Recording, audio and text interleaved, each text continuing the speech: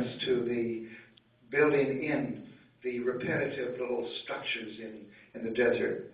Mr. Wright always said there are no smooth lines in desert. And here you see the repetitive patterns in the saguaro, and you see them built in the form and in the shadows of the building. So you get that constant relationship through light and shadow to the plants that are growing near you. You see this lovely fountain as you're going toward the residence court, but if you look carefully, the fountain, you see in the distance the mountains and realize that the entire pond is lined up in such a way that when you stand there, you're looking straight through at the mountains in the distance.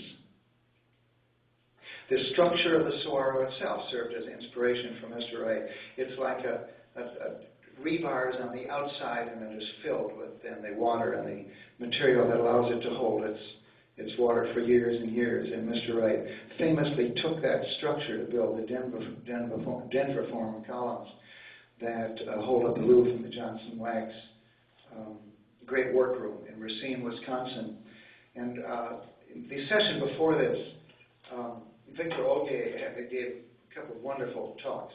And somebody in the audience asked about how in this sustainability age, with things changing so fast, how can we design buildings now that still will function 10 years and 20 years from now when things keep changing, climate changes and use changes? Well, you're looking at a great workroom. You can tell by typewriters and things this is a long time ago. This is 75 years later.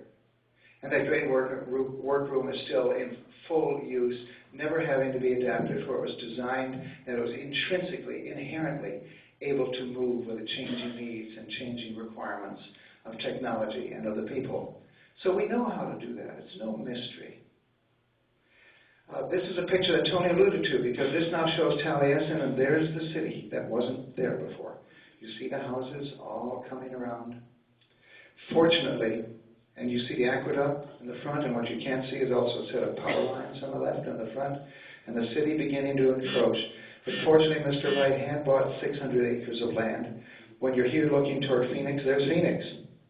So now we know where Phoenix is. You don't know where it is in the first picture. You do now. But when you turn away from it, blessed are we to have the 600 acres that he bought, plus how many acres did David Dodge buy?